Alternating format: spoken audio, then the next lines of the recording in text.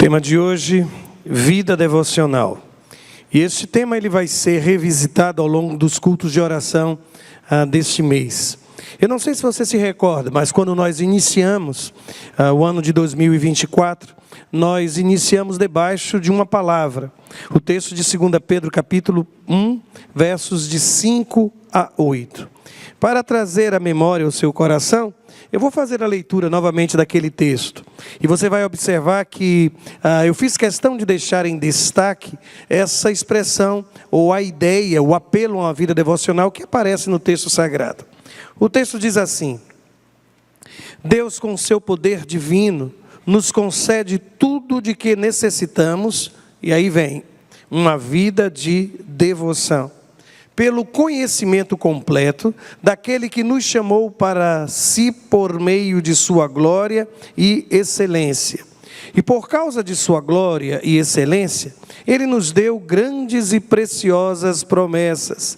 São elas que permitem a vocês participar da natureza divina e escapar da corrupção do mundo, causada pelos desejos humanos. Diante de tudo isso, esforcem-se ao máximo para corresponder a essas promessas. Acrescentem à fé a excelência moral. A excelência moral, o conhecimento. Ao conhecimento, o domínio próprio. Ao domínio próprio, a perseverança. A perseverança, a devoção a Deus. Mais uma vez, a palavra aqui aparece. E a devoção a Deus, a fraternidade. E a fraternidade, o amor. Eu não sei se você conhece alguém com o nome de Eusébio. Alguém conhece algum Eusébio? Tem algum Eusébio? Conhece algum Eusébio? Eu nunca mais vi ninguém. Conhece um Eusébio? Faz parte da família? Não, amigo? Ok. Deixa eu só dizer-lhes, tem um Eusébio na família ou é amigo? Amigo. Eu nunca mais vi ninguém nascer e o pai e a mãe dizendo, esse menino tem cara de Eusébio. Não é, gente? Eu nunca mais vi. Mas a palavra traduzida aqui por devoção é a palavra eusebeia, que quer dizer exatamente isso: devoção, reverência, honra, essa postura. Aliás, em algum momento, é até traduzida pela palavra religião. Tem a ver com temor. E eu vou voltar para ler o resto do texto, que diz assim: quanto mais crescerem nessas coisas, mais produtivos e úteis serão no conhecimento completo de nosso Senhor Jesus Cristo. Produtivos e úteis foi o nosso tema lá no primeiro mês de 2024, mês de janeiro. E então depois daí, coloca o próximo slide. Nós caminhamos mês a mês com a ideia da fé, depois a fé acrescentada a excelência moral, depois acrescentado o conhecimento, domínio próprio, perseverança, e este mês a ideia é trabalhar com a vida devocional, com a devoção a Deus. Eu tenho percebido, irmãos, que a fé cristã, ela se alimenta de Bíblia, oração e serviço. Eu vou repetir. Isso pode simplificar muito, mas em linhas gerais nós temos esse tripé: Bíblia, oração e serviço. Isso talvez seja uma tradução daquilo que era o tripé da religião judaica. Os judeus eles tinham como fundamentos de sua vida piedosa, de um lado a oração, do outro lado a esmola e ainda a ideia do jejum. Então esses três elementos eles sempre caminharam juntos. Aqui eu quero desafiar você a perceber a importância de cultivar a leitura da palavra, de viver uma vida de oração e de encontrar a sua missão, o seu ministério, o propósito de Deus na sua vida através do serviço. Eu fico percebendo, sabe, irmãos, que é isso que nos permite estabelecer uma conexão ainda mais íntima com Deus. É exatamente no cultivo da vida devocional que nós vamos experimentar a nutrição, nós vamos nos alimentar. Por mais poderoso que seja o sermão dominical do pastor, a reflexão do culto de quarta-feira, deixa eu lhe dizer, você precisa comer mais do que isso. Você precisa alimentar a sua alma com muito mais do que isso. É por isso que a vida devocional, ela acrescenta este conhecimento da palavra e a gente acaba nutrindo a alma. É exatamente a partir da vida devocional que nós experimentamos a renovação da nossa mente, irmãos.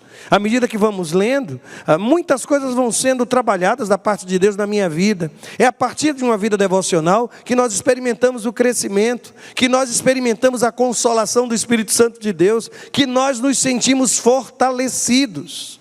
Se você tem sentido falta de alguma dessas coisas, uma conexão íntima, se você se sente às vezes faminto da palavra, se você é alguém que tem dificuldades de falar da palavra pela falta do conhecimento, observem, essas coisas só serão cultivadas a partir de uma vida devocional na presença do Senhor. E aí você vai me perguntar, mas pastor, e o que é uma vida devocional? Esse conceito não é meu. Mas notem que ele é interessante, ele diz assim: vida devocional é o tempo que intencionalmente separamos para o cultivo de uma íntima relação com Deus. É aquele momento que é consagrado do meu dia, separado na minha agenda, para ler a Bíblia, para orar, para apresentar a Deus as minhas necessidades, para ouvir aquilo que Deus tem a falar na minha vida. Portanto, é simples, irmãos, vida devocional é isso. Eu fiquei espantado porque o autor deste livro, chamado A Vida Devocional, ele disse em um determinado momento, que mais de 60% dos cristãos não têm ou não mantêm uma vida devocional diária. Eu sei que essa pesquisa não foi feita aqui, entre nós. Mas eu, quando olho esse número, 60%, eu ainda imagino que no meio dos 40%, ainda existam aqueles que dificilmente respondem a verdade quando são alvos de uma pesquisa. Então, eu ainda acredito que esse número 60% é pequeno. Eu ainda acredito que nós temos uma limitação ainda maior, irmãos. É imaginar que em cada 10 servos de Deus, apenas 4 diariamente estabelecem o seu momento de leitura da palavra, têm o seu momento separado de oração. E aqui a gente precisa entender que a oração ela precisa ser feita todo dia, todo tempo. Aí eu tenho encontrado às vezes algumas pessoas que perguntam por que Deus nos ensinou a pedir o pão nosso de cada dia. Talvez porque no cada dia Ele quer que você ore. Então ele disse, olha, vamos fazer o seguinte, vamos vincular ao pão. Assim como você tem necessidade do pão, você também tem necessidade de estar em oração, lendo a palavra, alimentando a sua alma. E eu vou mais, sabe, irmãos? Nós encontramos um exemplo tão claro. O exemplo deixado por Jesus é surpreendente. Eu vou só ler alguns versos. Lucas capítulo 4, verso 42. Escuta o que está escrito. Ao romper do dia, Jesus foi para um lugar solitário. Vou mais um outro texto. Marcos 1:35. De madrugada, quando ainda estava escuro, Jesus levantou-se, saiu de casa e foi para um lugar deserto, onde ficou orando. Vou mais longe. Lucas capítulo 5, versículo 16. Está escrito. Mas Jesus retirava-se para lugares solitários e orava. Vou ler agora Lucas capítulo 6, versículo 12. Num daqueles dias, Jesus saiu para o monte a fim de orar e passou a noite orando a Deus. O que é que isso lhe fala? Que Jesus, o Filho de Deus, enquanto esteve conosco, Ele cultivou momentos, horas de intimidade com o Pai em oração. Se Jesus, meus irmãos, se Jesus, que era Jesus, fez isso, buscou a face do Pai em oração, por que você não percebe, por que eu não percebo a necessidade e a urgência de cultivar algo assim? Ah, pastor, mas eu não tenho tempo. Eu não sei se você já percebeu, mas a quantidade de horas do meu dia é igual à mesma quantidade de horas do seu dia. Não há nenhuma mudança, absolutamente não há. É somente uma questão de organização, de prioridade. Por mais atarefado que você esteja, por mais responsabilidades que você tenha, por mais compromissos que você tenha, ou melhor, quanto maior for forem os seus compromissos, maior deverá ser o seu tempo em oração. Isso precisa ficar muito claro, irmãos. E eu tenho percebido que a imaturidade espiritual, ela está diretamente ligada à ausência de uma vida devocional. E sinceramente, algumas pessoas dizem assim, mas eu não sei explicar a Bíblia, mas eu não conheço esse texto. Se você não começar a ler, sabe quando é que você vai adquirir conhecimento bíblico?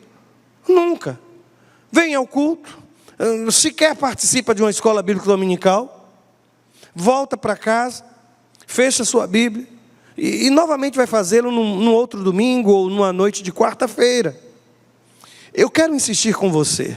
Nós precisamos redescobrir a vida devocional. Tem um texto na palavra, Paulo está escrevendo a Timóteo, e eu usei uma tradução contemporânea, quando ele diz assim: toda a escritura, Timóteo, é inspirada por Deus e útil para nos ensinar o que é verdadeiro e para nos fazer perceber o que não está em ordem em nossa vida. Ela nos corrige quando erramos e nos ensina a fazer o que é certo. Deus a usa o que, irmãos? A Escritura Sagrada, para preparar e capacitar seu povo para toda boa obra. Então deixa eu lhe perguntar, qual é a ferramenta de Deus para corrigir a sua vida? O que é que Deus usa para lhe esclarecer sobre questões sobre as quais você tem dúvida? Qual é o recurso que Deus tem colocado para mim e para você? É somente um, irmãos: a Bíblia Sagrada. E eu vou dizer, entre o sermão do pastor e a Bíblia Sagrada, eu vou lhe ser bem claro, a Bíblia Sagrada está acima de um sermão proferido. Porque no dia que um sermão ousar dizer qualquer coisa diferente daquilo que está ensinado na palavra, você fica com a palavra e esqueça aquilo que foi pregado. Mesmo o mais belo sermão, ele ainda precisa passar pelo cadinho das Escrituras, irmãos. Ele ainda precisa ser baseado naquela autoridade, assim diz o Senhor. O pregador precisa fazer com que o seu sermão, ele seja o reflexo daquilo que a palavra ensina. Por isso, irmãos, nós precisamos voltar à palavra. E eu fico às vezes impressionado, porque houve um tempo em que somente o sacerdote tinha acesso ao Santo dos Santos. Eu quero lhe dizer uma coisa: em Cristo, o véu foi rasgado. E eu e você, nós temos a oportunidade de cultivar uma relação íntima com Deus. E eu fico às vezes me perguntando, e por que nós desperdiçamos esta oportunidade de chegar na presença do Senhor, de poder estar de joelhos na presença de um Deus que nos escuta? E aqui eu quero colocar aos irmãos, diante dos irmãos, um dos maiores perigos, ao meu ver. E qual é esse perigo? É o perigo de substituir a devoção, a vida devocional, pelo ministério, pelo serviço, pela ação. Talvez por isso o apóstolo Paulo, escrevendo a um pastor, ele diz o seguinte: está escrito: exercita-te a ti mesmo em piedade. E aqui, não sei, por favor, o pessoal que trabalha com educação física, os preparadores que estão aqui, os personagens que estão aqui, eu vou ler o que está escrito. A Bíblia diz assim: porque o exercício corporal para pouco aproveita, mas a piedade para tudo é proveitosa. Piedade ali é a mesma palavra eusebeia, tendo a promessa da vida presente e da que há de vir. Pastor, o texto está dizendo então que não é para a gente frequentar a academia, que a gente não precisa estar se preocupando com exercícios. O que é que o texto finalmente está nos ensinando? Existem duas perspectivas aqui. Uma tem a ver com essa última expressão, quando o texto está dizendo que se eu comparar o exercício da piedade, sabe, os exercícios espirituais, da leitura da Bíblia, da oração, do serviço, se eu colocar isso numa balança e colocar os exercícios que trabalham com o corpo, o texto está dizendo: olha, os exercícios que trabalham com o meu corpo e com o seu corpo não têm um peso na eternidade, mas aqueles que trabalham com valores que são espirituais, eles permanecerão mesmo depois que esse corpo for sepultado e virar pó. A outra razão, e aqui eu vou citar Calvino, não é sempre que eu faço isso, mas há um comentário de Calvino que ele diz o seguinte: com o exercício do corpo, Ele não quer dizer, o apóstolo Paulo não quer dizer o que está na caça, no percurso de corrida, na luta livre, mas ele dá esse nome, exercício corporal, a todas as ações externas que são empreendidas por uma questão de religião, como vigílias, jejuns longos, permanecer deitados na terra e coisas assim. Então, o exercício que o texto está falando, na verdade, não tem a ver com o exercício que você faz numa academia, mas aqueles exercícios que eram feitos dentro de uma experiência religiosa, vinculado à ascese, vinculado a tantas outras coisas. Então, o texto está dizendo, olha, essa preocupação toda não tem o proveito que você imagina. E aí o texto sagrado Paulo olha para Timóteo e diz, olha, preste atenção. Você precisa exercitar a sua alma. É como se o texto estivesse dizendo, olha, você vai permanecer desnutrido espiritualmente por uma razão simples. Você está comendo pouco a palavra de Deus. Você nunca vai ter essa conexão íntima com Deus, de escutar a voz de Deus, enquanto você não gastar tempo para conversar com Ele e ouvi-lo. Por isso eu gostaria de insistir com a igreja na noite de hoje. Nós precisamos redescobrir a vida devocional como uma prática diária. Aliás, aqui eu quero apresentar até alguns princípios que para mim nos foram deixados por Jesus. E o interessante é que os princípios apresentados por Jesus, eles giram em torno de um conceito. E qual é o conceito? O conceito do secreto. Eu vou mostrar-lhes.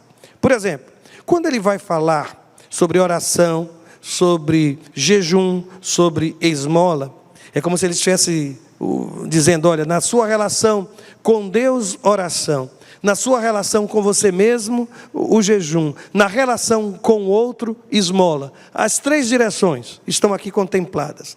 Aí Jesus olha para mim e para você e diz assim, escolha um momento do dia, em um lugar que sejam tranquilos. Onde é que eu escuto Jesus dizer isso, irmãos? Quando em Mateus 6,6 ele diz assim, olha, quando orares, entra no teu aposento, e fechando a tua porta, ora teu Pai que está em secreto. O que é que ele está dizendo? Que para o cultivo de uma vida devocional, eu preciso escolher um tempo de qualidade, eu preciso escolher um lugar que eu possa fechar a porta. Mas pastor, isso é tão difícil. Eu sei que é difícil. A questão não é se é difícil, a questão é necessidade. Você precisa ter um tempo para você e Deus.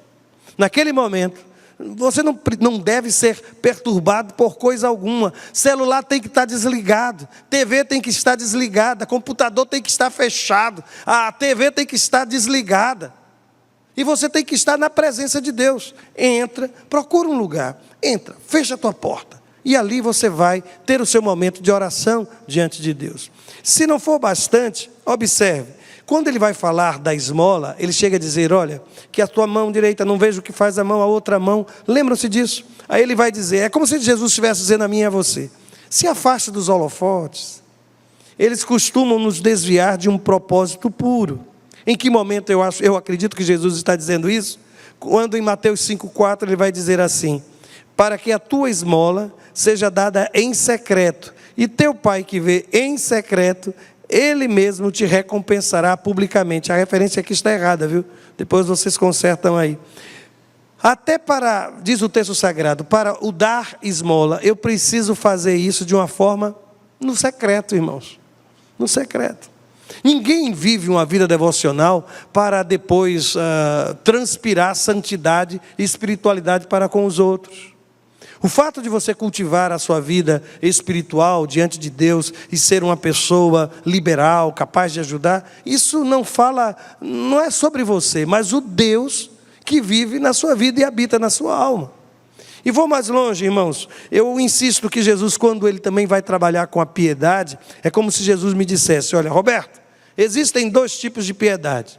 Aquela que é exterior, que é marcada pelo desprezo ao corpo, a mortificação do corpo, e aquela que é interior, que ao invés de se preocupar no desprezo do corpo, trabalha com uma outra direção, com a consagração da alma. Em que momento Jesus nos diz isso? Ele está tratando do jejum, e ele diz assim, olha, tu porém, quando jejuares, aí diz o texto, unge a tua cabeça, lava o teu rosto, para não pareceres aos homens que jejuas. Não precisa ficar, não, descabelo, vá tomar seu banho, vá trocar sua roupa. Você não precisa passar a ideia de que você é um monge que está se arrastando no pó, sabe? Você não precisa disso. E aí o texto sagrado continua dizendo assim: mas a teu pai que está em secreto. Novamente, irmãos, é sempre no secreto. Vida devocional, ela acontece no secreto, irmãos. Aqui, no coletivo, é o momento em que a gente compartilha aquilo que nós aprendemos na nossa vida devocional. O culto, a celebração comunitária, deveria ser como se fosse uma foz, sabe? Onde todos os rios e riachos que se juntaram, sabe, desembocam na presença de Deus. É esse momento em que a gente entra para oferecer a Deus o culto. Às vezes a gente imagina que a gente vem aqui para receber, mas na verdade o culto é o ofertar, é o consagrar, é o resultado dessa experiência diante do Senhor. E aqui me permita só sugerir, aliás, eu quero, não vou só dizer sugerir, não. Eu quero usar, eu não sei quantas vezes fiz isso, mas essa igreja, você, em algum momento, quando decidiu se tornar parte desse rebanho, de alguma forma você se submeteu à autoridade pastoral. E eu, como pastor, eu quero lhe dizer uma coisa hoje. Faça um voto de consagração. Não me escute agora como um pregador. Me escute como seu pastor. Faça um voto de consagração a Deus. De ter uma vida devocional. Meus irmãos, eu vou colocar de uma outra forma. Uma igreja que vive uma vida devocional e cultiva isso no secreto, os problemas, eles se diluem. As dificuldades, elas não se multiplicam, elas se desaparecem. Os recursos, eles se multiplicam no meio do povo de Deus. Quando há vida devocional, não há fofoca, não há contenda, não há murmuração, não há partidarismo dentro da igreja. Quando há o cultivo da vida devocional, isso reflete tanto na família quanto na igreja. Igreja forte é a igreja onde cada um dos seus membros vive uma vida de devoção a Deus profunda, de intimidade profunda com o Senhor. Sabe, adolescentes, esse é um dos grandes momentos que a gente tem para aprender a cultivar uma vida devocional. Se vocês criarem este hábito, vocês não imaginam o poder que isso tem no futuro de sua história. Alguns dos irmãos, por exemplo, olha, tem o seu livro de oração, gosta de escrever, pega um caderno, vai lá e escreve o que foi que você aprendeu, usa aquilo como registro. Você já imaginou seus filhos, quando você partir, pegando as suas anotações? Eu vi isso, sabe, na Bíblia do meu pai. Meu pai nunca foi muito organizado, mas ele pegava alguns pedaços de papel, às vezes, lembra daquele papel de embrulho que era um verde, era meio marrom, meio vinho, uma coisa assim? Pronto, eu vi muita coisa anotada, que vinha o pão enrolado, eu sou desse tempo, gente, que vinha o pão enrolado nesse papel. Pois bem, eu vi muitos papéis assim, com as anotações do papai. Anote, registre, compartilhe. E olha, se você é casado, eu vou mais longe. Não é somente você buscar isso individualmente, mas pelo menos durante a semana ter um momento para os dois orarem juntos. Casal que ora unido, irmãos, casal que lê a Bíblia juntos, tem muito menos possibilidade de separar, de brigar, de matar um ao outro, de desejar o mal, sabe? Por quê? Porque os dois estão sendo trabalhados pelo Espírito Santo de Deus, e isso em um mesmo tempo. É por isso que hoje eu vim aqui para dizer à igreja: faça um voto, faça um compromisso com Deus de consagração. Quer que eu seja mais prático ainda? Separe um momento no seu dia, preferencialmente um momento em que você esteja acordado. Isso é importante, porque se você for fazer isso quando já estiver só o caco de uma mulher, só o caco de um homem, sabe, não vai conseguir muita coisa. Então, pode ser as primeiras horas da manhã, mas se você não for for daquela pessoa que é noturna, não é no seu expediente no diurno, você não consegue fazer muita coisa. Se você é noturno, faça num horário em que você... No dia que você separar um tempo, pastor, mas eu vou separar, vou sair daqui, vou separar 1 hora. Não separa 1 hora, não, gente. Comece com pouco, 5 minutos, 7 minutos, 10 minutos. Vai ampliando isso aos poucos. Não vai com aquela... vai ser eu e Jesus, 40 dias e 40 noites. Esse negócio que começa muito grande, não rende. Não passa de 1 semana. Não passa. Aí o que é que você faz? Tempo de qualidade. Você só pode dar 5, 7 minutos. Acorda 5 minutos antes, 7 minutos, 10 minutos antes. Sabe, ao invés de ficar botando soneca, o despertador tocou, acorde, pegue sua Bíblia, vá ler, vá orar, faça um plano sistemático de oração, pega o seu caderno. Mãe, eu sei que cuidar de menino e ainda ter esse tempo é bem complicado, mas conversa com o marido e diz, olha, eu quero só 5 minutos, viu? Você vai me dar 10 minutos, que eu quero entrar ali naquele quarto, e eu vou orar por você. Eu vou estar lá dentro, mas vou estar orando por você, vou estar orando pelos nossos filhos. E a gente precisa encontrar esse tempo, irmãos. A gente precisa. Se a gente parar somente de sair um pouquinho só das redes sociais, é interessante porque os computadores nos dizem, né, quanto tempo... Você já viu quanto tempo você tem passado? Eles não dão uma estimativa, né? Procura ver quanto tempo você está lá. Procura. Você vai ver que você tem tempo, mais tempo do que você imaginava. Muito mais tempo do que você imaginava. Por isso hoje eu saio daqui com uma certeza. Deus está nos desafiando para uma vida de devoção. Estabeleça este compromisso, viu? Consagre 1 minuto, 10 minutos do seu tempo, cada dia, para estar na presença do Senhor. Deus há de fazer coisas maravilhosas na minha vida e na sua vida como resultado de tudo isso. Meus irmãos. Mas nós vamos prosseguir. E agora eu vou convidar o pastor Vitor para voltar aqui e ele vai nos conduzir no restante da celebração de hoje. Vamos ficar em pé?